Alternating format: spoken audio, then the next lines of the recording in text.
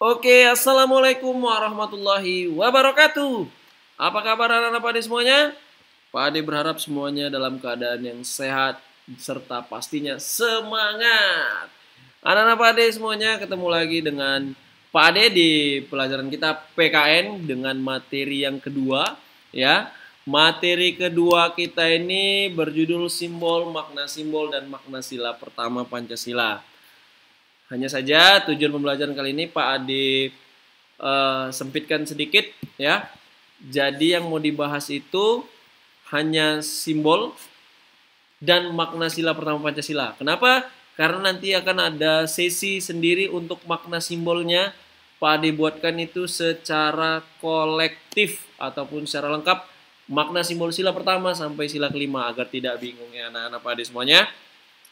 Baik anak-anak Pak Ade tak lupa dan tak bosan pastinya mengingatkan kalian agar tetap menjaga kebersihan, menegakkan protokol kesehatan, dan sama-sama kita berdoa agar Allah mengangkat virus COVID-19 ini dari muka bumi Allah ini supaya khususnya kita di dunia pendidikan ini bisa ketemu di sekolah dan belajar dengan program tatap muka. Amin amin ya robbal alamin. Baik, sebelum kita mulai, semuanya anak-anak Pade kita say basmalah. Bismillahirrahmanirrahim. Yap, simbol, makna simbol dan makna sila pertama Pancasila. Oke, di pertemuan kalian anak Pade, kita akan membahas tentang simbol sila pertama dan makna dari sila pertama, ya. Itu tujuan pembelajaran kita agar kalian bisa mengetahui itu dia. Baik, sila pertama itu berbunyi ketuhanan yang Maha Esa, disimbolkan dengan bintang emas dengan perisai hitam. Arti dari sila pertama ini sendiri bisa kita rangkumkan yaitu keyakinan adanya Tuhan yang Maha Esa pencipta alam semesta beserta isinya.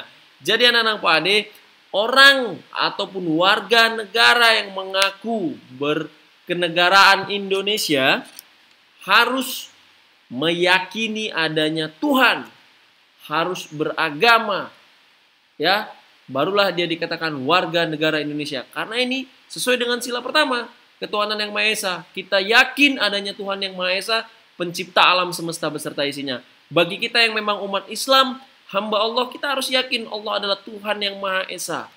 Ya, agama kita Islam, ya. Seperti itu. Nah, itulah yang mencerminkan kita sebagai warga negara Indonesia yang mengamalkan arti dari sila pertama Pancasila. Oke, baik, kita lanjut. Ya, tenang, materi kali ini nggak banyak anak-anak Pak Ade sekalian. Makna sila pertama dan contoh-contohnya dalam kehidupan sehari-hari. Jadi ini pengembangan dari arti sila pertama tadi, ya, makna sila pertama dan contohnya dalam kehidupan sehari-hari. Supaya kalian bisa mengidentifikasi kalau melakukan ini, oh ini sesuai dengan sila pertama gitu ya. Baik, makna yang pertama, percaya adanya Tuhan sehingga setiap orang rela diatur ya. Kita sendiri itu harus rela diatur ya anak-anak, karena kita dalam agama juga punya aturan ya, sesuai dengan Al-Quran maupun Sunnah maupun hadis ya. Nah, contoh dalam kehidupan sehari-hari tidak melanggar aturan seperti mencuri, berbohong dan lain-lain. Nah, itu kalau kita melanggar aturan, apalagi mencuri, apalagi berbohong, nah, itu sudah melanggar dari makna sila pertama. Itu yang pertama. Yang kedua, setiap orang, ya, makna sila pertama yang kedua, setiap orang dibebaskan memeluk agama masing-masing dan bertanggung jawab untuk taat dengan aturan agamanya. Jadi, kita bebas memilih agama apapun yang kita yakini, yang kita ingin anut. Dan harus bertanggung jawab dan taat terhadap agama yang kita pilih. Kita yang di SDIT Siti Hajar ini, kita sudah beragama Islam, jadi kita wajib bertanggung jawab atas keagamaan kita ini atau agama Islam kita ini. Contoh dalam kehidupan sehari-hari apa? Tekun beribadah, ya, menurut agama yang dianutnya. Pak Adi langsung contohkan aja lah. Kita harus tekun beribadah sesuai dengan agama Islam kita ini. Contohnya kan beragama Islam kita wajib untuk sholat. Ya, yang beragama Kristen wajib ibadah mingguan ke gereja. Ya, kita beragama Islam wajib untuk sholat, mengaji, puasa. Ya, rukun Islam itu ditegakkan yang pastinya. Baik, rukun iman juga diimani itu ya. Nah, kalau contoh kehidupan sehari-harinya itu ada sholat, puasa, zakat, sedekah, infak ya. Oke, itu contohnya. Yang ketiga, makna dari sila pertama ini adalah toleransi, atau saling menghormati antara umat beragama dan sama umat beragama. Jadi, sifat ataupun sikap kita bertoleransi terhadap agama selain agama yang kita anut adalah tidak mengganggu ibadah orang lain. Kita nggak boleh gangguin orang yang sedang sholat, tidak boleh gangguin orang yang sedang ibadah ke gereja mungkin, ke wihara, ke pura, ya, itu nggak boleh diganggu. Begitu juga kita juga nggak ingin diganggu kan. Nah, ingat nek jadinya. Ingat nak, toleransi ini tidak mengganggu ibadah orang lain. Bukan berarti kalian mengikuti ibadah orang lain, itu salah. Ya, toleransi sekedar tidak mengganggu ibadah orang lain.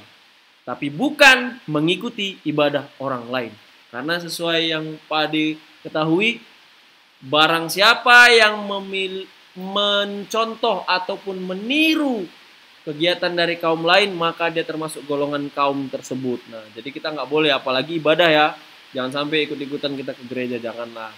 Kita cukup yang agama Islam ya ke masjid, yang ke gereja, yang Kristen ya ke gereja, tapi tidak diganggu. Itu dia. Yang keempat dan kelima, silakan diskusikan dengan orang tua kamu ya. Pak Ade cuma kasih 3 contoh.